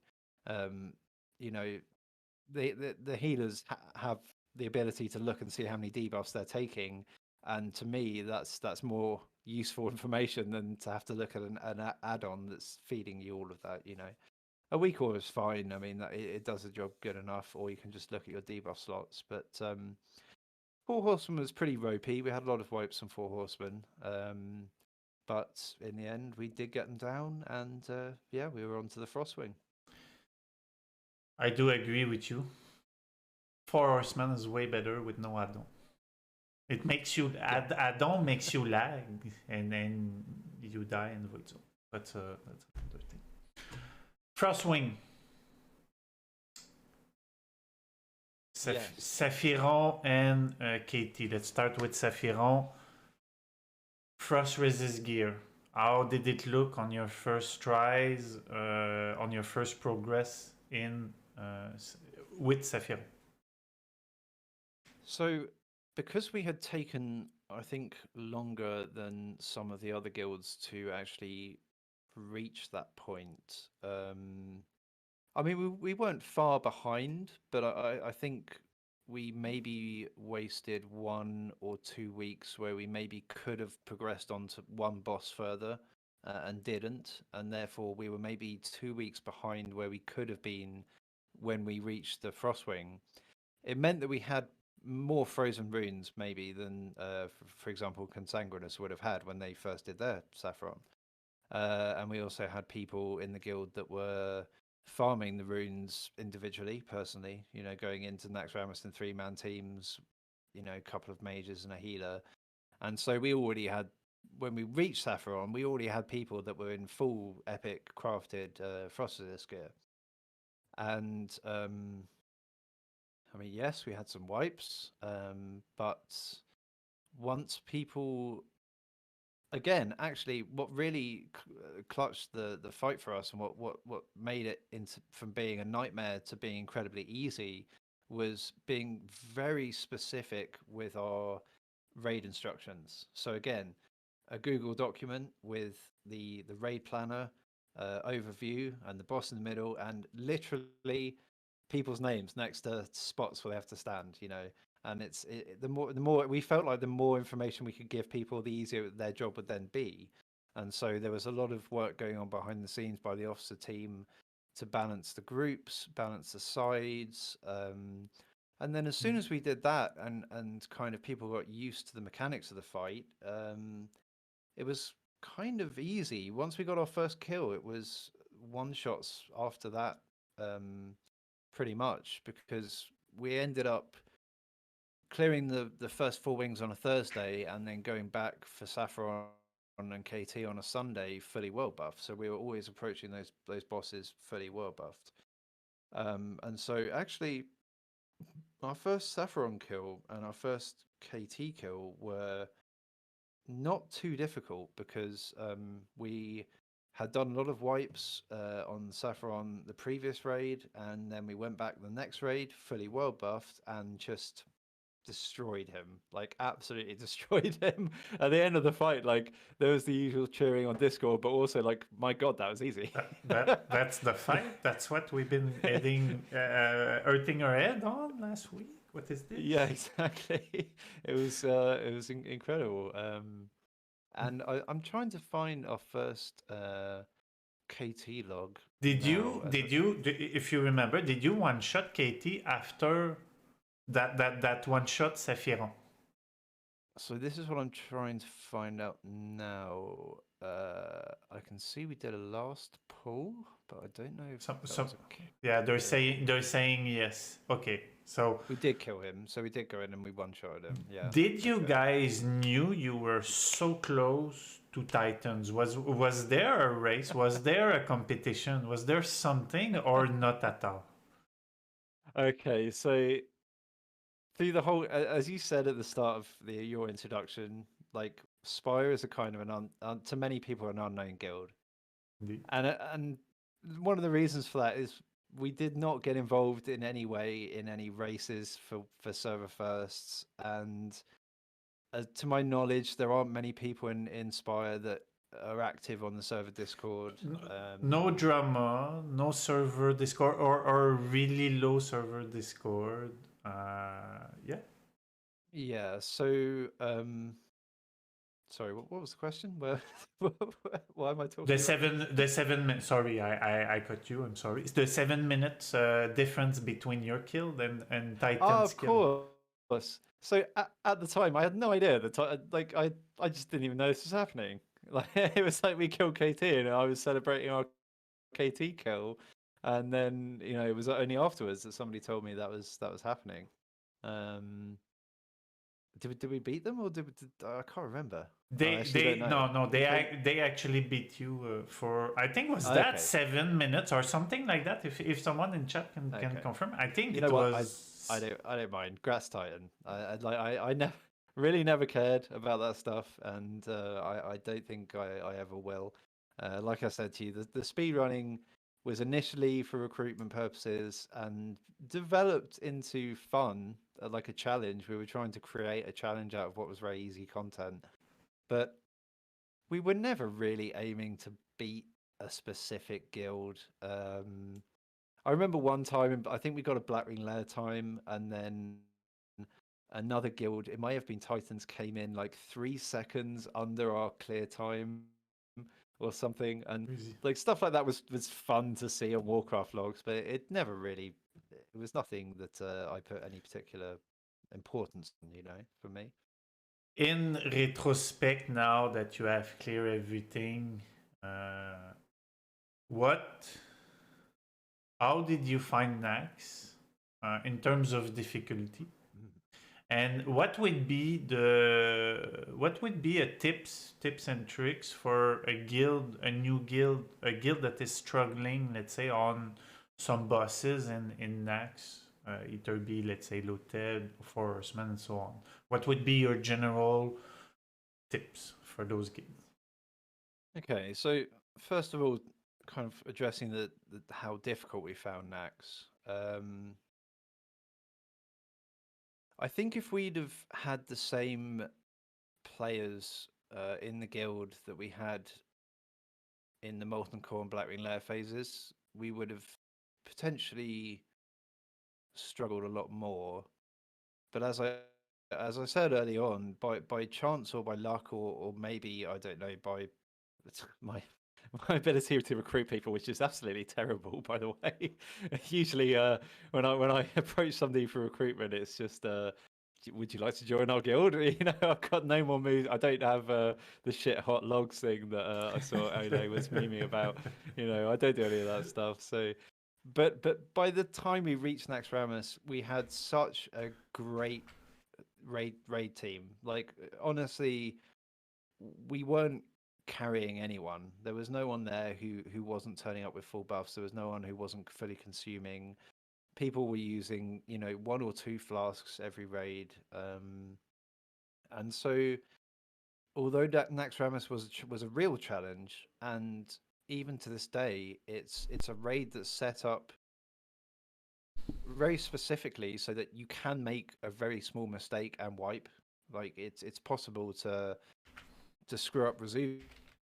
It's possible to, you know, for your tank to die to one of the ads on Thaddeus, you know, because they hit so hard. It's possible for your main tank to get jumped over to the other side of Thaddeus and miss the platform.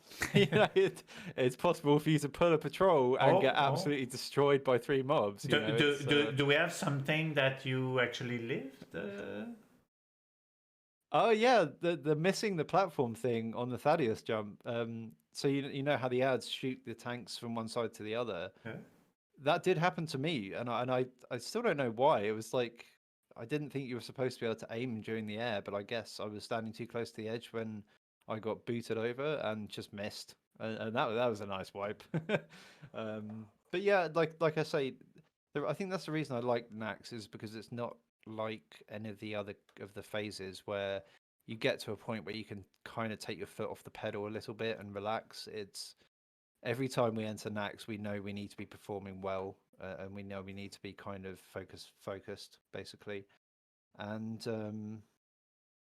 if in terms of tips that I would give to another guild, I would say the more time your officer team, or however you want to do it, your guild as a whole, spends discussing and planning for the raid, that every minute you spend planning will pay off double in the raid, basically.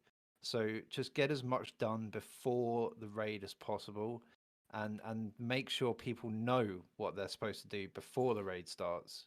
So this is one of the things I had to really drum into people quite early on, which hasn't still taken to this day. Is like, every time you log in, look at the guild message of the day. That will tell you what to do. And usually it says go onto Discord and read the raid notes for the next raid.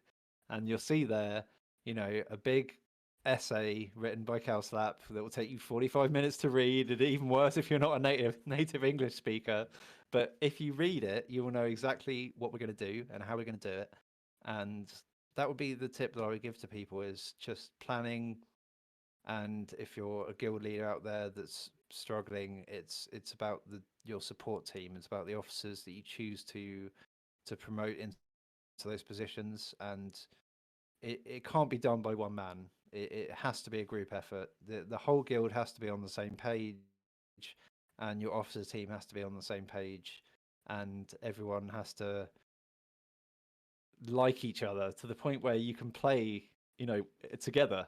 You know, if there's drama over anything in your guild, whether it be loot or how hard you want to push consumables or buff wise, or even raid times or something like that, you need to get that stuff hammered out and draw a line under all of that stuff straight away, or before you can really think about progressing. So, like I said in the beginning, guild stability and making sure your guild is happy, or the majority are happy and enjoying the raids, is going to be the biggest deciding factor as to whether or not you get to continue raiding or not, I think.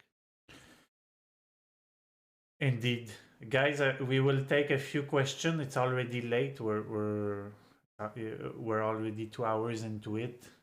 So if you want to prepare a question, now's the time. In the meantime, you said something earlier about the whole having fun thing while raiding. In AQ, it was a little bit less because AQ demand a little bit more focus. Now in Nax, or anyway, the progress part, you need full focus. So 3 hours of you talking. Is it still the case today, or you have taken more of a let's say a chill step back, or how is your raiding today next? Basically, is it still we focus for 2 hours, I think 2 hours 25 minutes, I think your latest clear. Is it still focused that for that 2 hour, and we'll have fun in Nax, and we'll do stupid things, we'll talk stupid on Discord in actually in AQ? Is it the mentality? Or so at the moment we're still treating Nax as we've always treated it. We kind of had a rule of thumb in the guild that once a new phase of content had come out, that you were allowed to bring your alts or possibly a suboptimal spec to the previous tier of raiding content. But we're not really applying that to Nax as it stands at the moment. We are taking Nax still as seriously as we ever have. And I don't really think that will change, because our aim is to continue raiding Nax right up until the last week of Classic. So I know for a fact that a lot of people want to have the opportunity to try Nax with the pre-patch talents, for example. So we are hoping to continue raiding Nax for as long as we can. What was the question that came in? How we approach it. Is it focus clear comms and you keep everything else for AQ, or do you leave a little bit of leeway, let's say? Unfortunately, I think so we only have just got our one night clear. You probably might have been aware of this, but last week was our first time doing a one night clear. And really, we did need everyone to be super focused, and mostly it is just my voice on comms, with the occasional call out if there's an emergency, and then 2 of my officers, Takahaya and Eon, take over when we go on into the Frostwing, because they're the 2 that work on the spreadsheets for positioning and stuff like that. So then they tend to do more of the calling out in those 2 wings. But no, we are taking it still seriously, because I think that it needs to be taken seriously. There are so many ways that you can screw up in Nax, and it's something as simple as pulling a double ghoul pack, or pulling you're fighting gargoyles and then suddenly ghouls come in from the other side, and then suddenly your raid's it's a raid wipe. So no, we are still taking it pretty seriously, and whilst I would like to tell you that that's translated into a more relaxed AQ, I think, to be honest with you, people are absolutely sick of running AQ. Yeah, of course. It's the bit of trash between Twins and Cthulhu, like, unless you want to learn the trash skip, it's so boring, honestly, and frustrating at times, because you can keep your world buffs all the way up to that point, and just a lapse of concentration, you run into the middle of 4 slayers and they all whirlwind, and suddenly you're dead, and it's absolute bullshit, man. So actually, we're not having fun in AQ40, and if it wasn't for the fact that we still need like maybe 8 to 10 drops from Cthulhu, we probably wouldn't be running it now. we had a particularly, unfortunate run on Sunday of AQ40, and I think a lot of people were bummed out by that. And we will be running AQ40 again. It just means that I need to do my job better. I need to find a way of making it fun and keeping people engaged with the content. Because at the end of the day, if you're having any problems with your guild as a guild leader, it's on your shoulders. Like, Indeed. there really is no one else to blame. I can't say it was this person who did a bad pull who wipes us or anything like that. It's all on me. If they did a bad pull, it's because I hadn't checked with them that they were okay to do the pull and they knew what they were doing and this sort of thing. So, like I say, I wish I could tell you that we're enjoying the entirety of Classic right now, but actually we're enjoying Nax a lot still. I think everyone's enjoying Nax, but God damn, I wish we could stop running AQ40. And I think we're all really pleased that we now have a release date for TBC, which is fantastic. I've been saying, I think, since after the first interview with Dollar, that nobody wants to know about AQ if you can spend less time on AQ. So I think on your side as well, it's on confirmation that nobody wants to know AQ is shit, and the less time we speak about it, the better we are. Before we talk about golf, because I lurk in your Discord and I want to know what the fuck is up with golf. Are we going to see Spire in TBC and yourself as a GM in TBC? Sorry, I'm just maybe into your chat here. You are going to see Spire in TBC. Whether it will be the same guild name, I don't know. So I'm married myself, and my husband has put up with a hell of a lot over the last 18 months with me just being basically absent every evening. And also my job of work, like how I earn money, has taken significant hit because I've just been putting time into the game instead of doing my actual job. So no, I won't be the guild leader going into TBC, but the guild will be in good hands.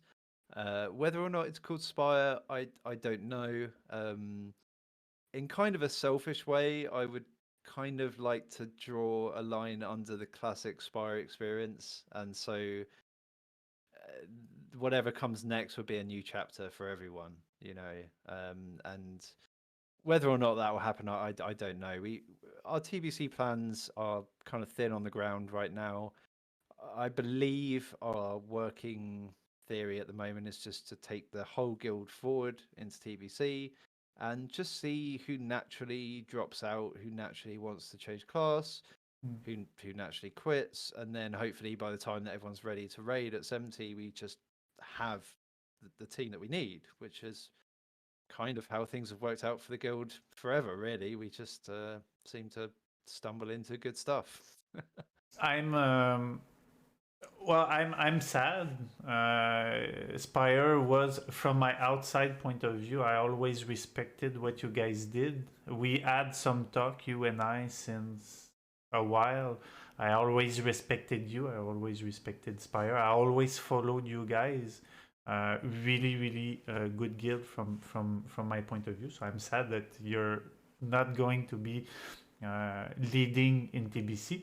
Are you still going to play, but maybe less take a less demanding role?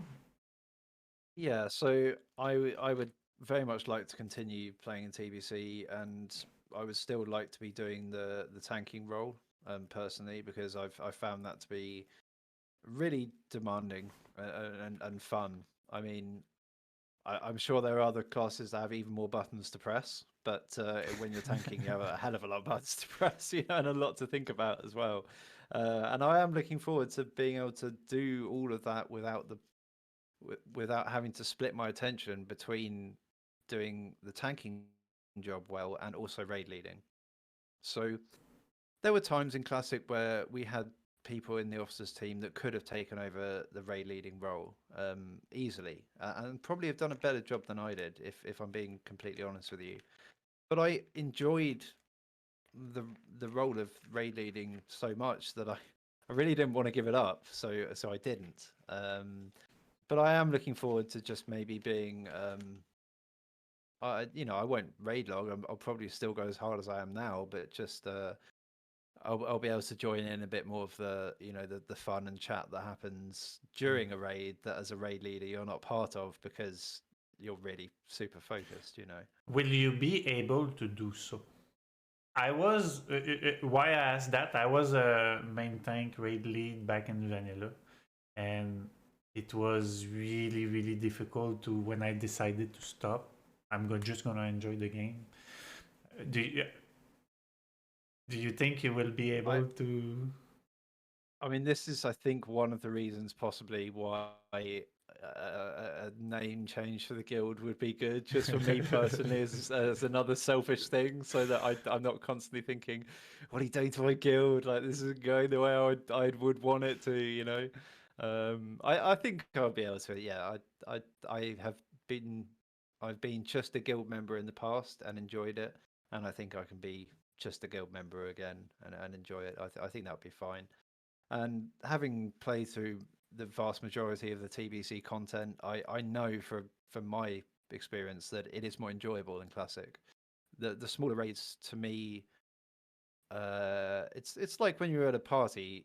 If there's 50 people in a room, you're not going to get to know more than half those people. So when you reduce the raid team from 40 to 25, it becomes more intimate and everyone knows each other better and you therefore can synchronize better. And actually, I think the content seemed easier, even though possibly it was tuned harder, simply because it was possible to get 25 people together who were all on exactly the same page.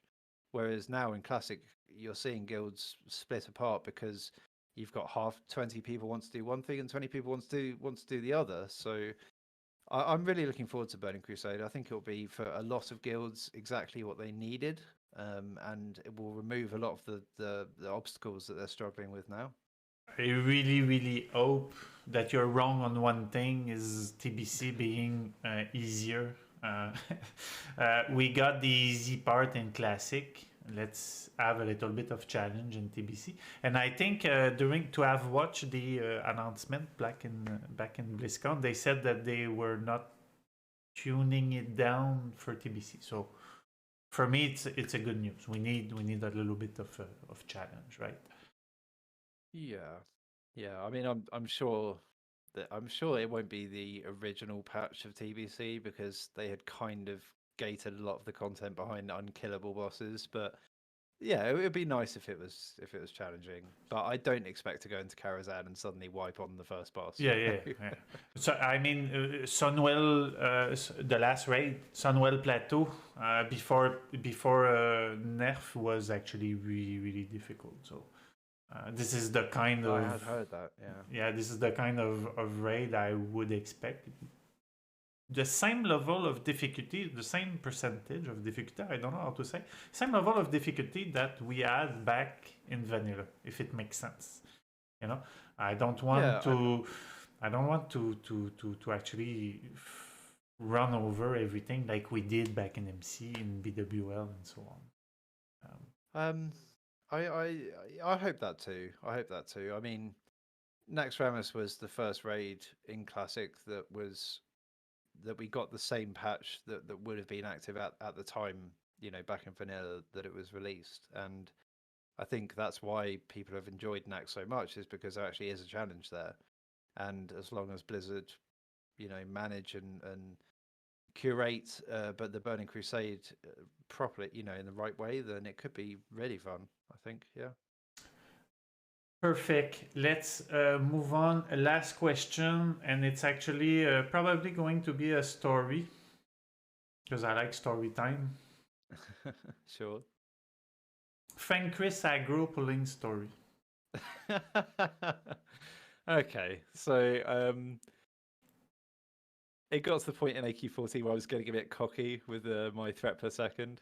and I was daring people to try and see if they could pull aggro or Franquist off me. Ooh, I like that. And Was there any gold in play, or what was? no, the deal was that if you pulled aggro, you became the guild leader, which didn't happen. I think Class, one of our majors, he did actually pull aggro within the first like couple of seconds. So why is he not sitting in front of me right now? What happened? If you knew Class, you'd know why.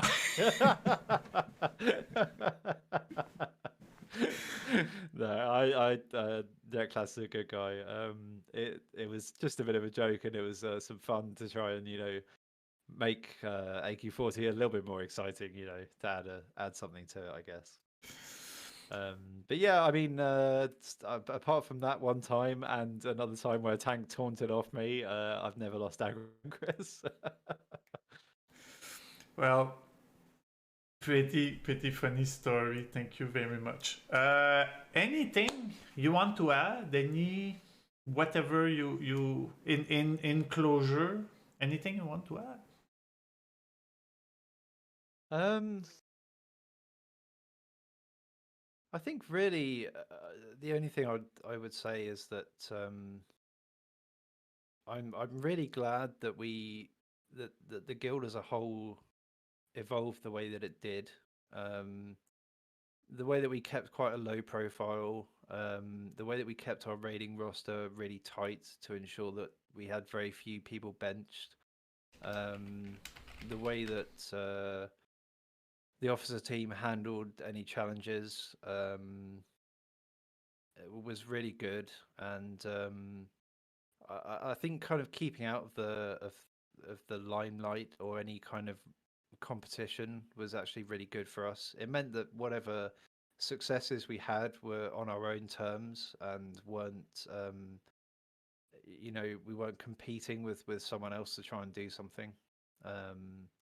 I think that was, for me, coming towards the end of Classic now, knowing that we've probably only got another 7 weeks of Classic left. Yeah, I kind of feel like I've achieved everything that I wanted to. I've managed with a great being deal a part of of help the lineup, and from the whole we miss guild, not just the officers, to keep the guild alive and running well, and hopefully everyone's enjoyed it. And yeah, that's pretty much it, I think. Perfect. Well, somebody says achieved on the furry. No, no,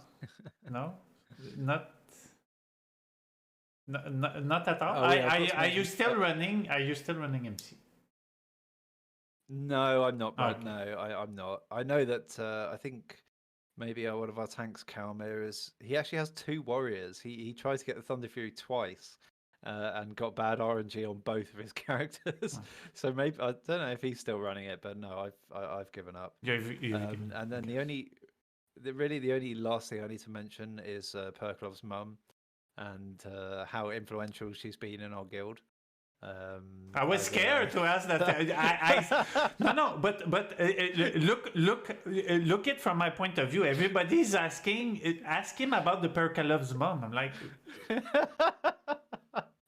We have two running jokes. One is that with his permission, it's basically open season on making jokes about Berklov's mum. I don't know why. I don't know how it evolved. But if there's ever a really bad time, like we've wiped, someone will just mention something about Berklov's mum and everything will be fine again. And the other running joke we have is that if you ever see this warrior, Calmir, in Orgrimmar, you should really have some respect for him because that man has 2 penises. That's why we call him Double Dick. We call him Double Dick Calmir because he came into our guild and made such a good impression so quickly. With his tanking skills, we were like, man, this guy must have 2 dicks. That's the fucking greatest thing I heard. We're past the level of big dicks. We're at the level of double dicks. That's fucking amazing. Exactly, yeah. you got to have these. You got to have some fun in the guild, man. Of course. Otherwise, what's the point? Of course. I mean, I see, you said it earlier. I said it as well. We play this game to have fun.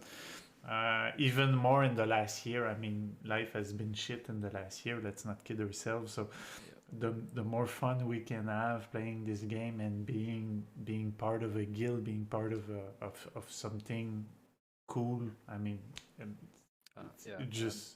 it's just fun. And actually, something that I would like to talk about now, which I probably shouldn't be talking about on a public stream. I should have told this to the guild privately, but now seems like a good time. So, unfortunately, my father passed away on the 20th of January this year. My condolences. Thank you. And actually, I didn't tell anyone in the guild that had happened, and being able to just turn up to the raids and have people act normally and have that escape was one of the greatest things for me that I will take away from Classic. I think is that it helped me so much just having this escape that was, even though at times obviously running a guild is hard, it's always been enjoyable for me. And I would just thank the whole guild of Spire, every single member, for just making Classic so much fun for me personally, and such a great escape, as you say, from what's been going on in the last year and a bit. It's been fantastic, and I just want to say thank you to everyone from Spire for being part of it. I hope you've enjoyed it as much as I have, and thank you, Ozuma, for giving me the opportunity to talk about it. I have no word to follow to that. My condolences. It's hard times in the last year. I mean, like I said, we've been through a lot, and my condolences. And I'm happy actually that the guild was there for you, and everybody was there for you, even though they didn't know. I'm sure it was your safe place. Exactly. That you went to actually free your mind and free your mind of everything that was in your life. This is what WoW is. This is why we play this game. Like I said, have fun, meet people, have fun, spend some good time and stuff like that. Absolutely, yeah. Sir, it has been an honor to have you tonight. I had so much fun with you. We've learned a lot with a guild that is not enough known from my eyes, that everybody should know. Everyone in Spire. I'm pretty sure from what you portray yourself, I'm pretty sure everybody in your guild also portray the same kind of mentality, and this needs to be reproduced throughout every fucking servers because there's too much drama. We need to get back to having fun. So thank you very much. Yeah, I agree. Thank you very much. Thank you to have spent so much time with us, 2 hours and a half. I cannot thank you enough. Well, yeah, as I said to you before the interview, like I really don't want this to go on for like 3 hours, and it's ended up being really long. So, thank you for putting up with me, and if there is anyone watching, thank you for listening. Guys, one last thing. Next week, if I'm not mistaken, I have to check. I'll get back to you on this Wednesday on my stream. But if I'm not mistaken, it is my unique and my own guild master that will be on stream, Storm Chief. I have a lot of stuff reserved for him. He's my guild leader right now, so of course I'm not gonna go easy on him. I have a lot of stuff that he doesn't know that I will show you guys.